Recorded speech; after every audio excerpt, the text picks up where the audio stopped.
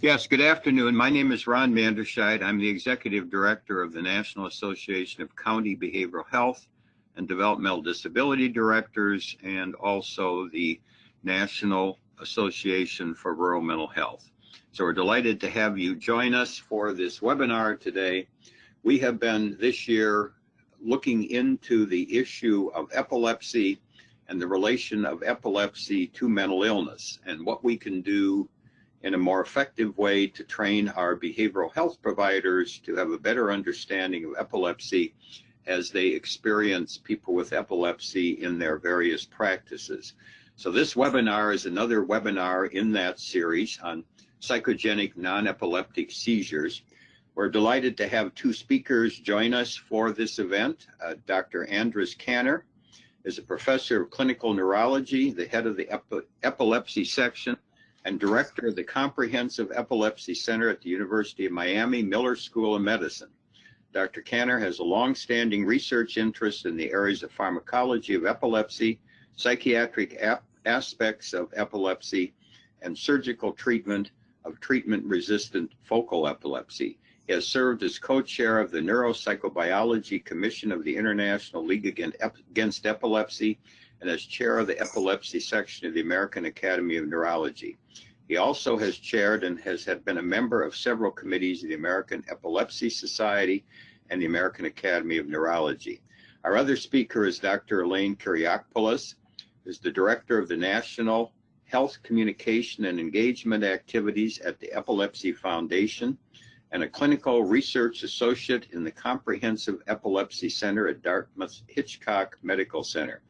Prior to transitioning to the nonprofit sector, she served as a Harvard medical faculty physician in the Comprehensive Epilepsy Center at Beth Israel Deaconess Medical Center in Boston, combining her clinical practice with research focused on advancing clinical imaging and EEG recording techniques to improve diagnosis, treatment, and patient outcomes in epilepsy. So we're delighted to have Dr. Kanner and Dr. Kyriakopoulos join us, and we're going to Thank you, Dr. Manderscheid. It's Dr. Kyriakopoulos, and I'm going to start things off for us today, and I'd like to welcome everyone who has joined us and share with you the mission of the Epilepsy Foundation, which is to lead the fight to overcome the challenges of living with epilepsy and to accelerate therapies to stop seizures, find cures, and save lives.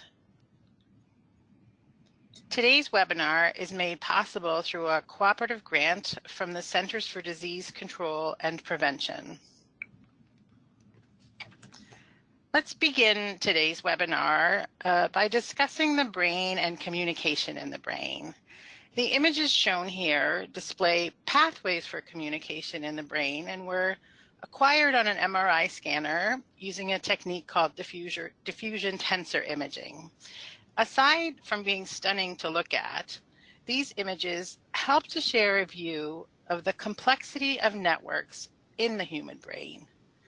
The brain is a dynamic structure, and different regions of the brain communicate to allow the brain to coordinate behavior, sensation, thoughts, and emotions. Brain cells, called neurons, are capable of instant communication with each other through rapid electrical impulses and chemical messengers called neurotransmitters.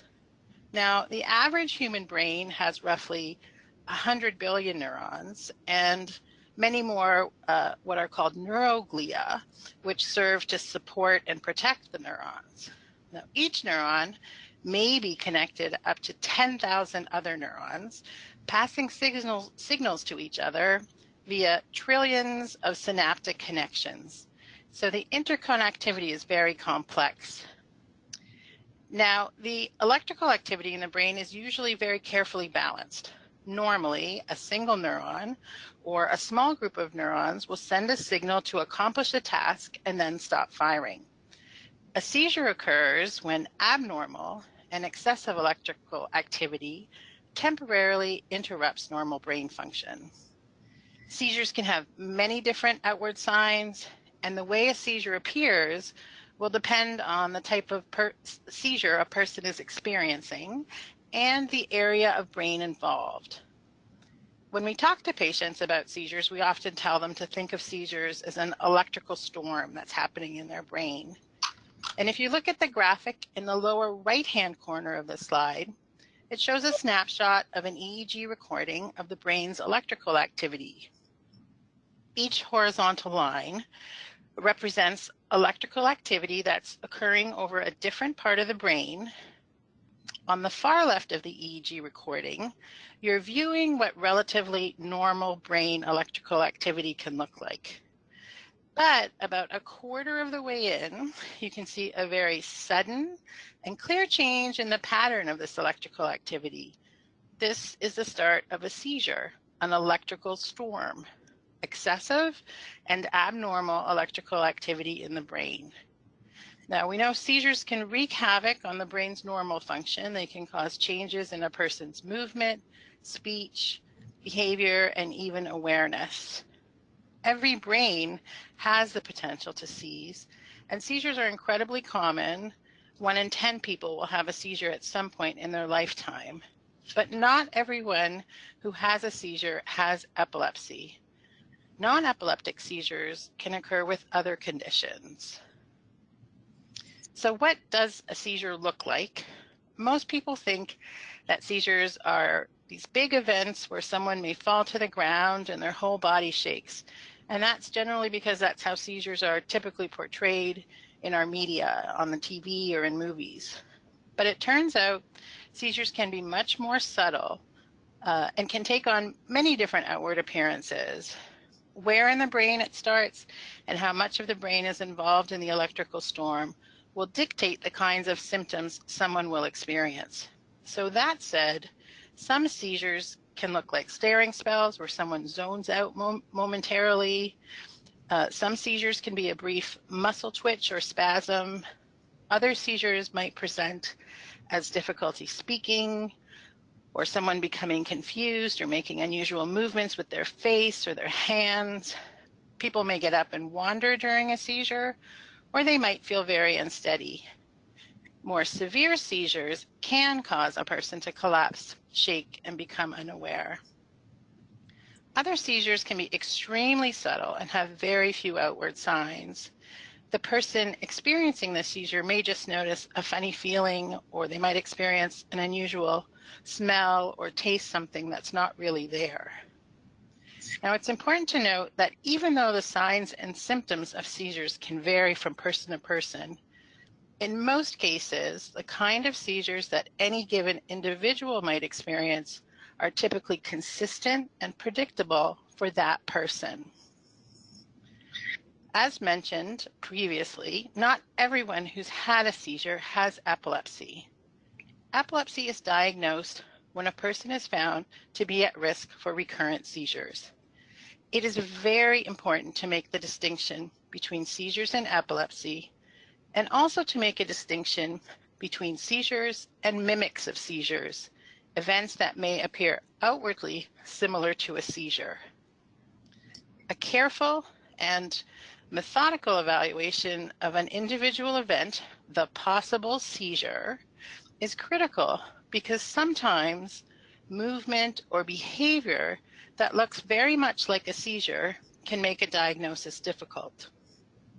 Seizures or seizure-like activity can be caused by certain medical conditions, psychological conditions, or even by certain medications. And in those instances, whatever medical causes or psychological cause is determined, treatment options are available. You can see from this flowchart, when a person presents with an event that is described as a possible seizure, all potential causes for the event must be considered. And depending on the description of the event, the medical history and examination of the person and testing that's completed, the likelihood of a seizure is carefully considered. So why should we bother to figure out if an event was a seizure? This graphic makes quite obvious the importance of carefully evaluating someone who has an event concerning for a seizure. Because as you can see, the appropriate and most effective treatment will differ considerably depending on the cause of the event. And treatment we know is important to lower risks associated with seizures or other events which mimic seizures. Today's webinar is going to focus on the rectangle circled in red, psychogenic non-epileptic seizures. Psychogenic non-epileptic seizures are not seizures, and they are not epilepsy. Psychogenic non-epileptic seizures are sudden changes in behavior, movements, sensations, and/or responsiveness of variable duration that may represent a response to either conscious or unconscious emotional distress.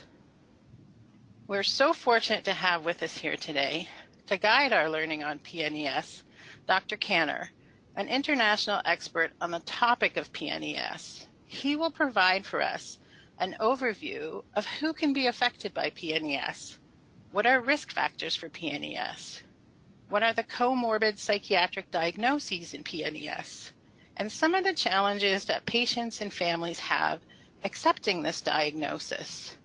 He'll also review for us the importance of a multidisciplinary approach to treating PNES and the outcome seen when PNES is treated appropriately.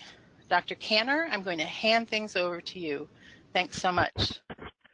Thank you, Elaine, and good afternoon to everybody. I appreciate your taking the time off to join us in this webinar of a topic that is of great relevance to any physician who treats patients with epilepsy, because psychogenic non-epileptic events are events that are very often misdiagnosed as epileptic seizures, and it is very important that we have a very clear diagnosis when we're managing our patients with recurrent events and know that in fact we are treating epileptic seizures, or if these events are not epileptic seizures, that we know what they are. And among those events that are not epileptic seizures is what we call psychogenic non-epileptic events. Notice that I'm not using the word seizure, I'm using the word event because of what you already heard Elaine saying. These are not seizures. These are episodes that mimic a seizure, but they are in fact not seizures. We don't find the electrical activity during the event that the person is having to display the abnormal patterns that one sees in an epileptic seizure. And as I will be discussing in the course of this presentation, in my opinion, the term seizure can often lead to confusion among patients and family members in trying to grasp in a clear manner what exactly are we dealing with. So we're going to be defining what are these events, why do people develop these type of events, and who are the type of patients who are at increased risk of developing these kind of events. Next slide, please. So what is a psychogenic non-epileptic seizure? It's a paroxysmal, meaning a sudden and involuntary event that can mimic and or be easily misdiagnosed as an epileptic seizure. It's not caused by any type of organic brain dysfunction, and it is not associated with abnormal electrical activity in the brain. Therefore, a psychogenic non-epileptic seizure is not and should not be referred as a seizure. And I think this is a very important concept that we have to keep in mind. The use of the term seizure often results in confusion for individuals affected and their family member. And that's why I think that the term seizure should not be included when we present the diagnosis to the patient and family members. It also delays a correct understanding of the diagnosis by patients and family members. Next slide, please. So what do these non-epileptic events look like? They can mimic a convulsive seizure, that is a generalized tonic-clonic seizure. This is the kind of epileptic seizure that we are typically thinking of when we think of epilepsy. So a non-epileptic event can have the manifestations that mimic a convulsive epileptic seizures with some atypical manifestations, such as instead of having a shaking of all four extremities happening at the same time, you can see the thrashing of movement of the entire body in a very chaotic fashion. There can be an arching, posturing of the back. The person can be responsive during the event, which is something that doesn't happen during an epileptic seizure. Typically, the eyes are closed during a psychogenic non-epileptic event, whereas in people who are having a convulsing epileptic seizures, the eyes are open. The duration of the psychogenic non-epileptic event can be very long and can be often misdiagnosed as status epilepticus, that is very long-lasting seizure activity.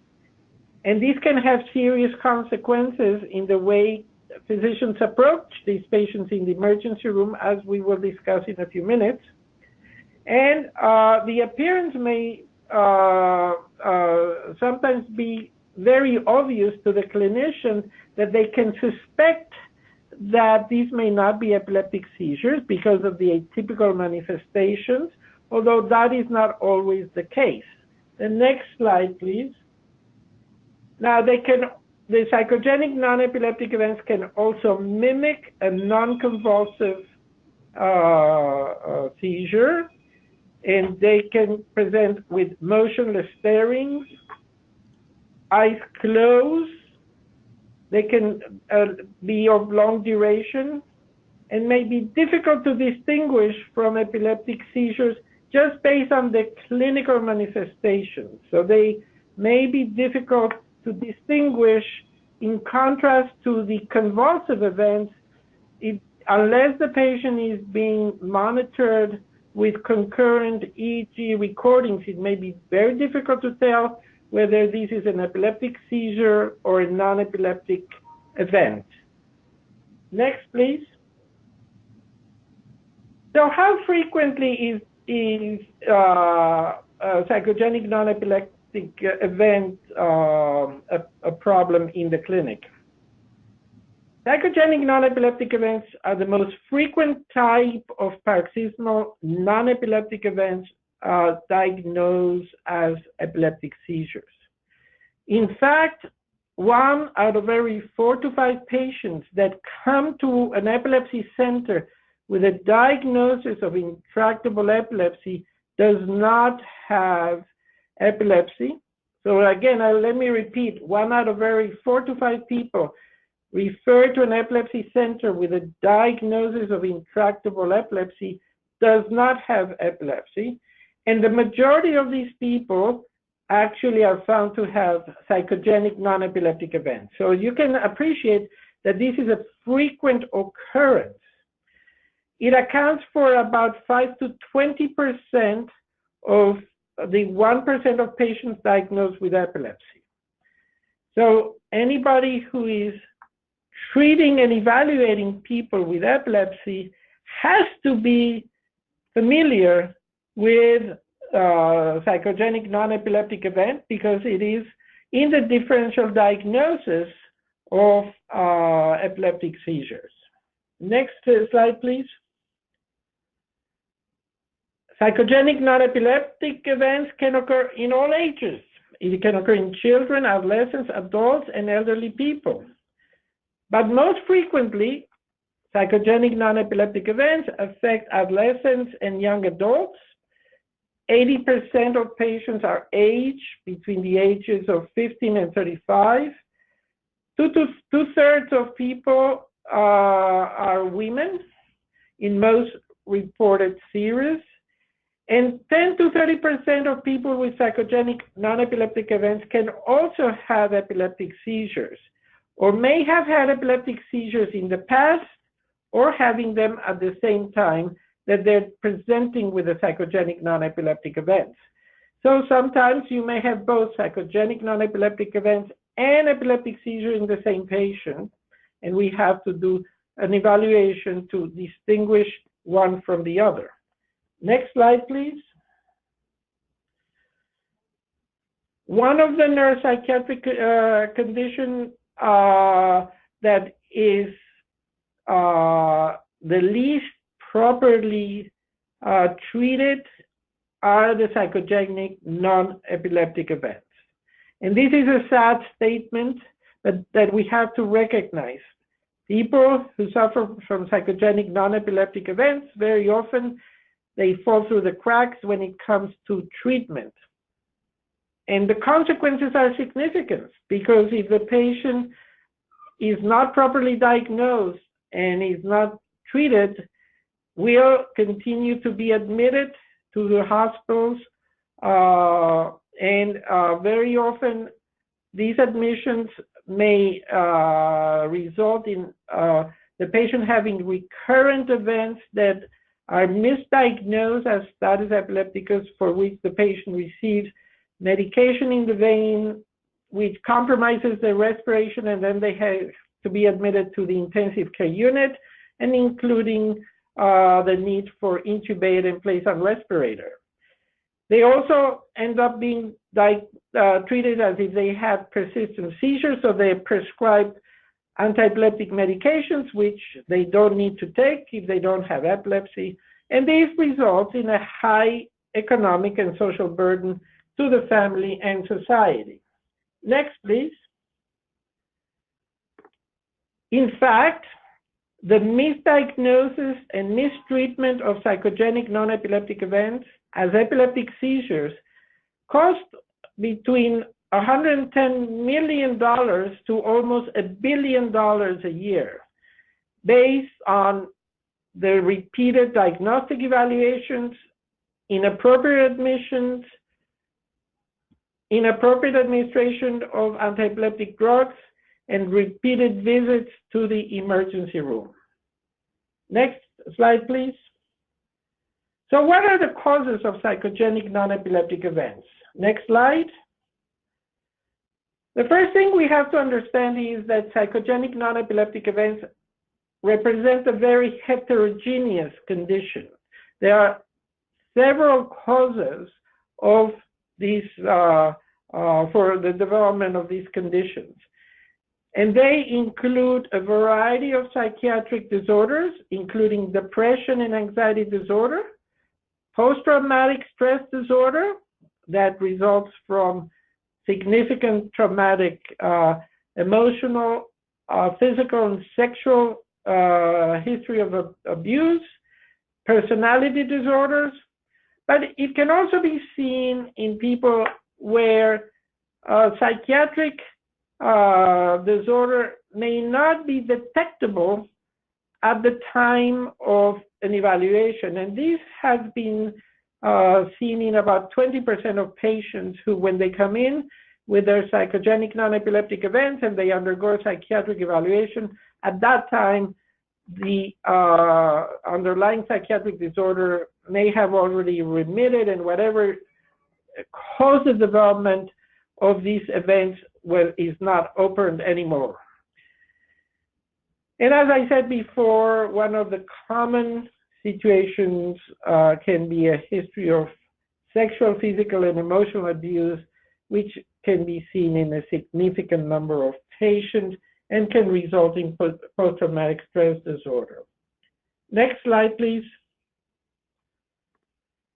A very important concept that all patients need to have, as well as their family members, and it is of the essence that physicians communicate that to the patient and their family as soon as a diagnosis is made, is that psychogenic non-epileptic events are not caused by abnormal brain electrical activity. Therefore, there is no damage to the brain from the occurrence of these events. The symptoms of psychogenic non-epileptic events are a reflection of conscious or unconscious psychological conflicts or a psychiatric disorder. Let me give you an example. In people who have been victims of physical, emotional, sexual abuse, these people will develop as a mechanism of defense a process known as dissociation. Dissociation is a mechanism of defense by which basically the mind shuts off the environment and the patient is unable to see, hear, or know what's going on to their surroundings. It's a way of the mind to protect the patient from recalling a very traumatic experience. Eventually, in people who've been victims of these abuse, the mind of the patient uses these mechanisms of defense in situations that may not necessarily be traumatic, but the process of dissociation becomes the mechanism by which the psychogenic non-epileptic events take place. So dissociation is a way in which psychogenic non-epileptic events present in a significant number of people. So, for example, a woman in whom you may be making a diagnosis of psychogenic non-epileptic event and who was a victim of rape. If you ask her, how did you cope with being victimized by the assailant, very often they will tell you, my body was there, but I wasn't there. That is a perfect example of dissociation, and this is a common mechanism by which psychogenic non-epileptic events can occur in people who've been victims of these very traumatic experiences. In the majority of cases, psychogenic non-epileptic events are not purposely produced by persons experiencing them, and they're not aware that the seizures are non-epileptic. Therefore, when we make the diagnosis and we convey the diagnosis to patients who've been treated as if they had epilepsy for a long time, there is a certain shock and bewilderment when they realize that they in fact do not have epilepsy. Next slide, please.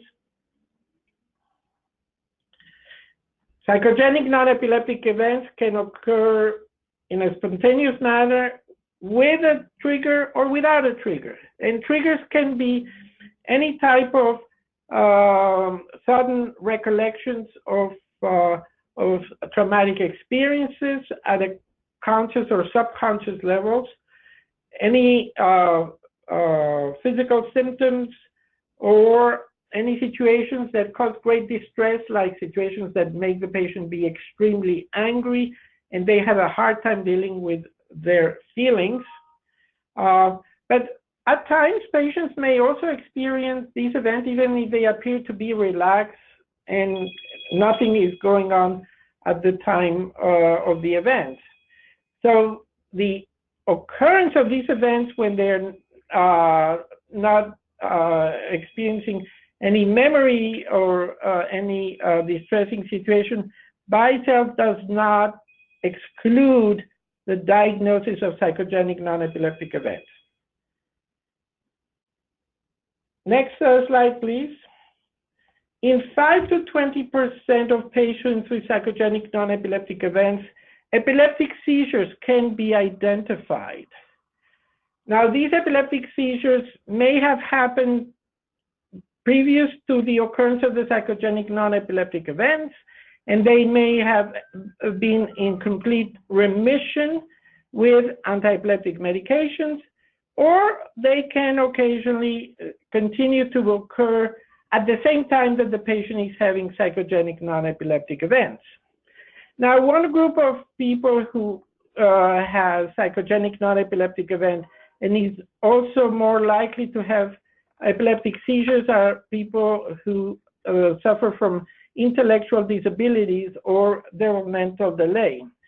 And this is because these patients who have cognitive impairment, they realize that when they have an epileptic seizure, they are not expected to go to workshop or to go to certain tasks, to do certain tasks that they don't want to do. And so they learn that if I have a seizure, I can avoid doing things that I don't want to do. And it's not unusual that the prevalence of psychogenic non-epileptic events in people with intellectual disability who have epileptic seizures may be higher than in people with normal intelligence. It is of the essence that the evaluation of people who have psychogenic non-epileptic events and clinical seizures be performed with the aim of identifying which are the events that are the epileptic seizures and which are the events that are the non-epileptic events, because the treatment of the seizures requires anti-epileptic medication. Psychogenic non-epileptic events do not respond to anti-epileptic medication. Next slide, please. So the comorbid conditions in psychogenic non-epileptic events include, as I said before, post-traumatic stress disorders, but also traumatic brain injuries have been associated more frequently in people who develop psychogenic non-epileptic events than in the general population, with some studies having shown that traumatic brain injury is present in up to 50% of people with psychogenic non-epileptic events.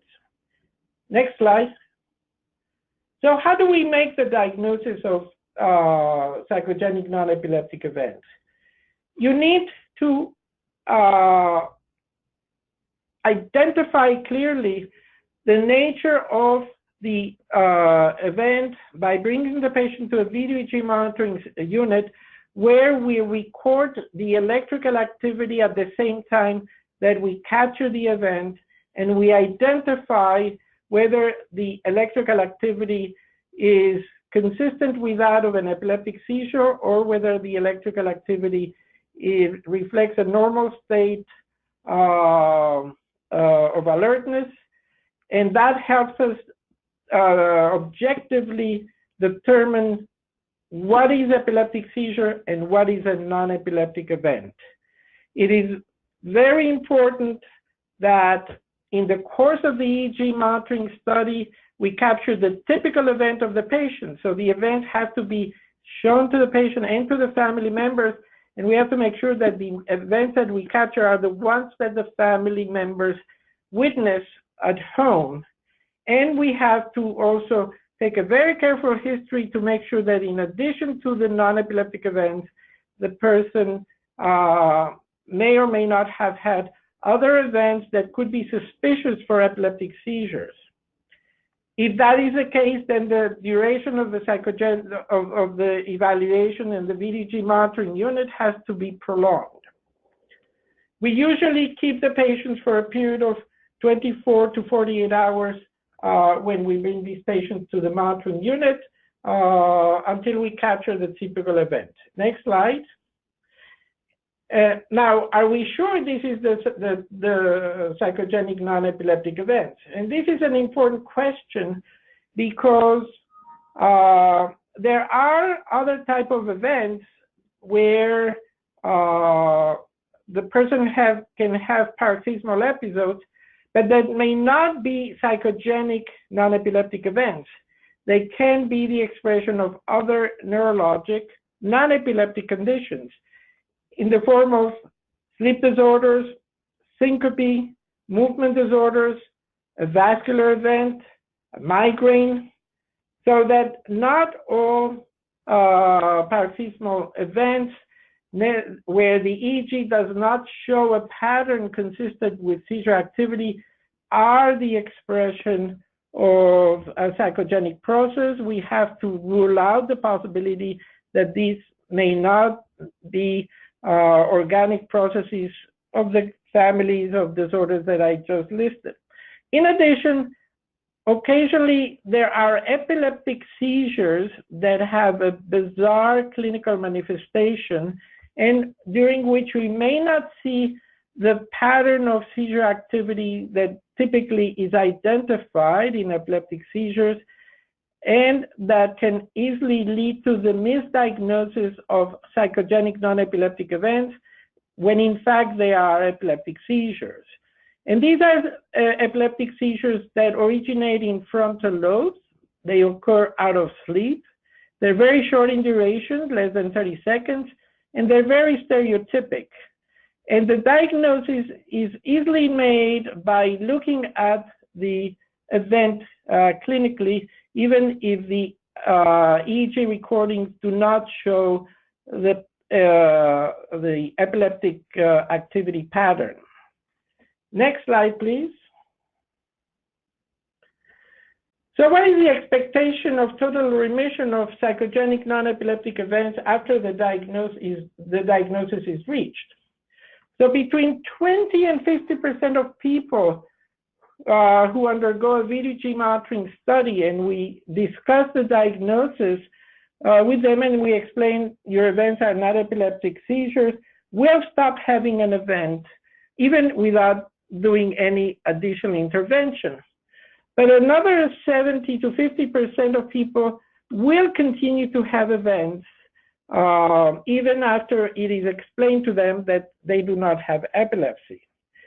The variables associated with remission after the diagnosis include the occurrence of these events in children and adolescents, those who've had a short history of the psychogenic non-epileptic events, and where the psychiatric conditions are mild in severity. Who are the people who are expected to continue to have events after the diagnosis? Those are people who've had a long history of psychogenic non-epileptic events, people in whom there is a chronic history of physical, emotional, and sexual abuse, because in those people, the mechanism that leads to these events is the process of dissociation, which is a mechanism of defense that is used to cope with stressful situations. So even if we tell them you don't have epileptic seizures, unconsciously their mind reacts to stressful events by implementing the dissociative process, and this may persist until the patient receives the proper treatment. Next slide, please. So how do we treat psychogenic non-epileptic events? The first important concept is that anti-seizure medication does not work in psychogenic non-epileptic events, and typically when we make the diagnosis of these conditions, we would be discontinuing these medications with certain exceptions that I'll address in a couple of minutes. The patient needs to be referred to a psychiatrist, a psychotherapist, in order to have the patient learn how to manage stress and become familiar with coping techniques. And we prefer to have psychologists that have expertise in cognitive behavioral therapy treat these patients, because this is a form of psychotherapy that has been shown to be effective in these type of paroxysmal events.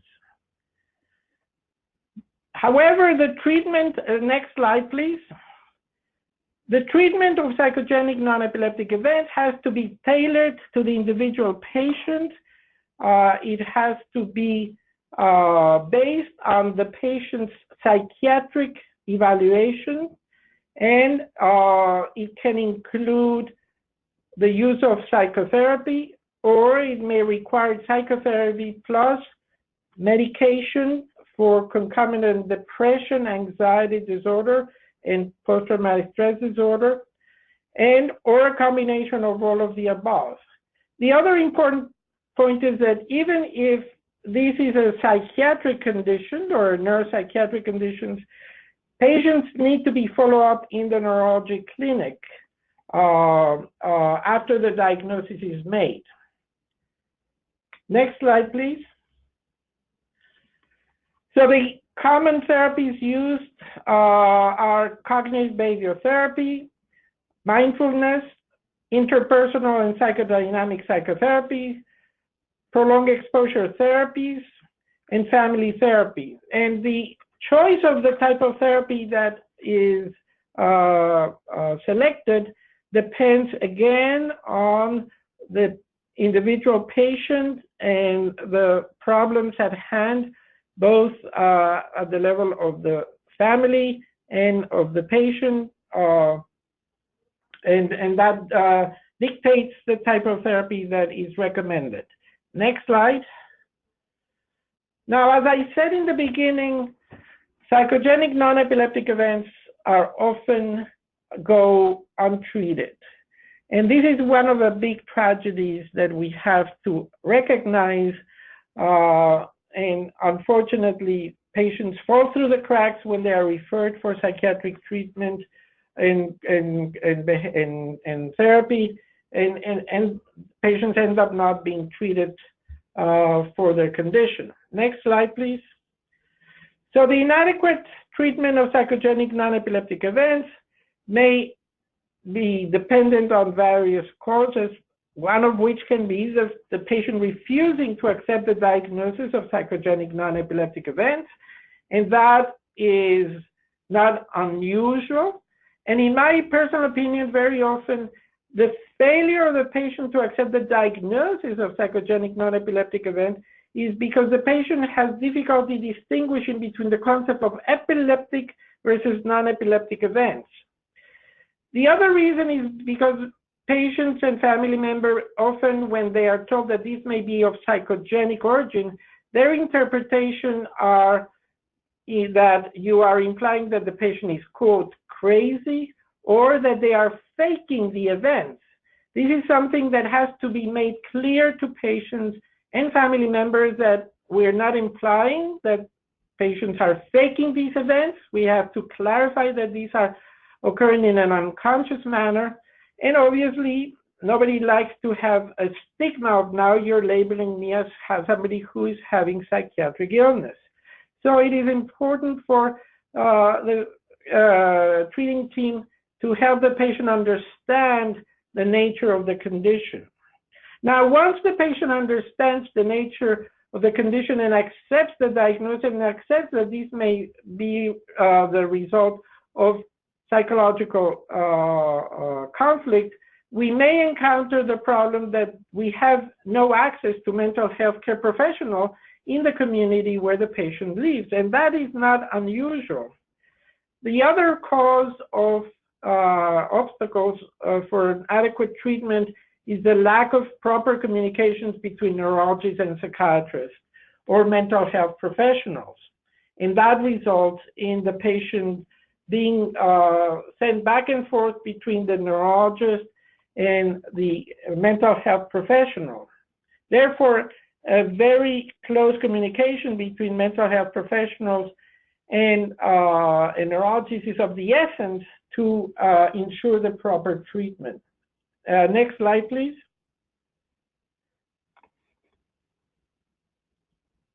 So what is the role of the neurologist once a diagnosis of psychogenic non-epileptic event?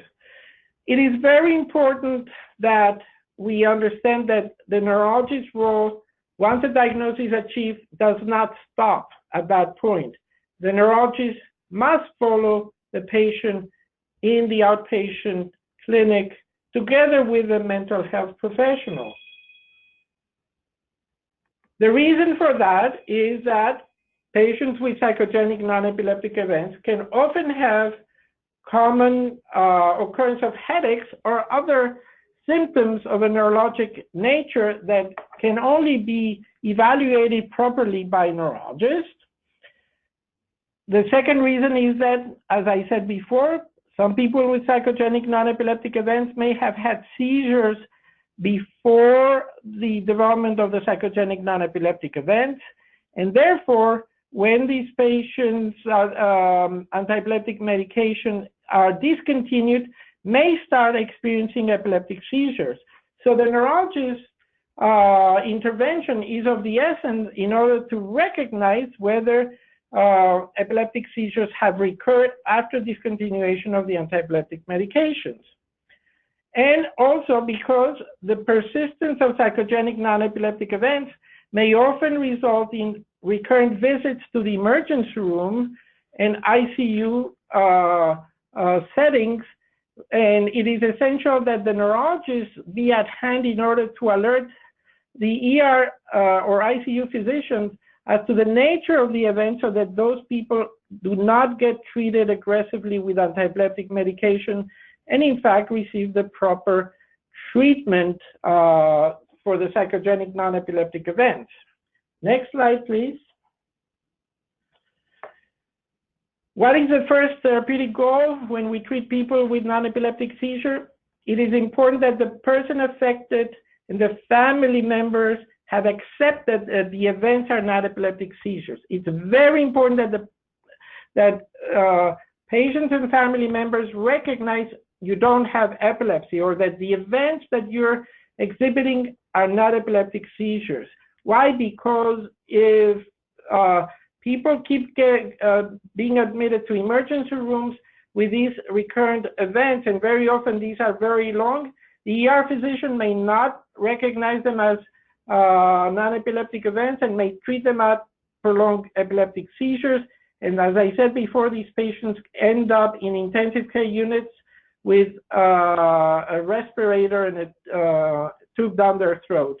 And that can be associated with complications. Next slide, please. This is just two examples of two studies in which people with psychogenic non-epileptic events ended up in the ICU. These were in a group of 164 people with psychogenic non-epileptic events. 51% were admitted with pseudostatus and 38% ended up in the intensive care units. And these misdiagnoses can also occur among experts in epilepsy. The study by Usman and collaborator was a study of 16 epilepsy centers that were investigating the best treatment for status epilepticus. And in 10% of the 567 patients enrolled, the wrong diagnosis of pseudostatus was made. And so these diagnoses sometimes can be tricky to reach without a VDG monitoring study. Next slide, please. So again, important to recognize up to 30 to 50% of people with psychogenic non-epileptic event have at some point been admitted to an ICU with an incorrect diagnosis of status epilepticus. Next slide, please. It is very important that the diagnosis of psychogenic non-epileptic events be properly communicated to the patient and the family, and that we make sure that the patient and family have a clear understanding of what the diagnosis is. It is of the essence that physicians check after the diagnosis has been conveyed to the patient and the family, that everybody has a clear understanding of the nature of the condition. Next slide, please. Now, how long should a person stay in the epilepsy monitoring unit after the diagnosis is reached?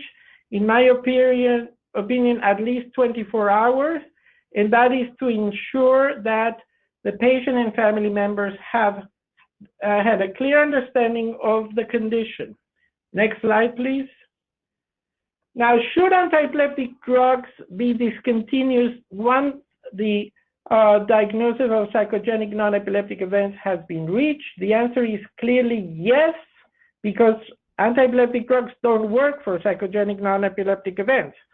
The exceptions are, if the patient suffers from a mood or anxiety disorder and has been treated with antiepileptic medications that have mood stabilizing or anti-anxiety properties, then in those patients, those antiepileptic medications can be kept, but the family members and the patients must be told, I'm not keeping you on these medications because you have epilepsy, but because these medications can help you for your mood and or anxiety disorder.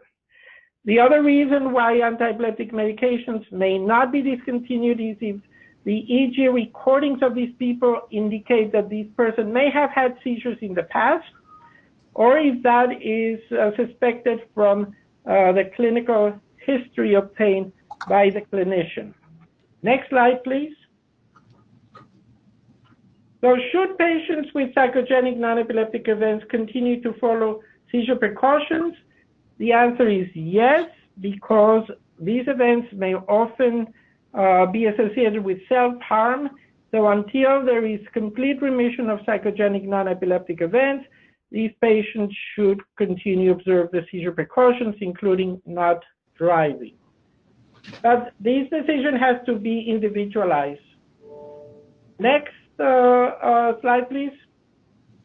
How long should a neurologist continue to see the patients? That's a decision that should be reached by the neurologist and the patient together in conjunction with a therapist, and and it's a joint decision based on the needs of the individual patient. So next slide, please. So in conclusion, it is of the essence that the correct diagnosis of psychogenic non-epileptic event be achieved. It is of the essence that we have a clear understanding of the nature of the events and that everybody understands that these are not epileptic seizures. It is important to recognize the comorbid psychiatric conditions that are associated with the occurrence of these events. And the treatment of these patients requires a team approach that includes psychiatrists, psychologists, and neurologists as part of the team. And with that, I'm going to stop. Next slide, please. I just want to bring to your attention that you can go to the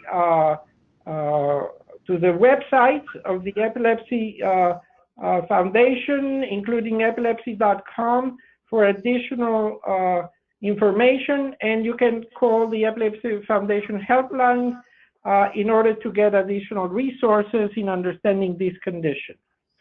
And I'm turning back the microphone to you, Elaine. Thank you. Okay, so I think we're at our time here. Again, I want to thank Dr. Kanner and thank Dr. Kyriakopoulos for a wonderful presentation. I assume we've recorded this and we're going to make this webinar available more broadly for people who couldn't attend today. But I think it's very excellent to do this work and show the relationship between work that's needed in the behavioral health field and work that's needed in the epilepsy field. So thanks again to both of our speakers, and thanks again very much to all of you for coming and joining us today.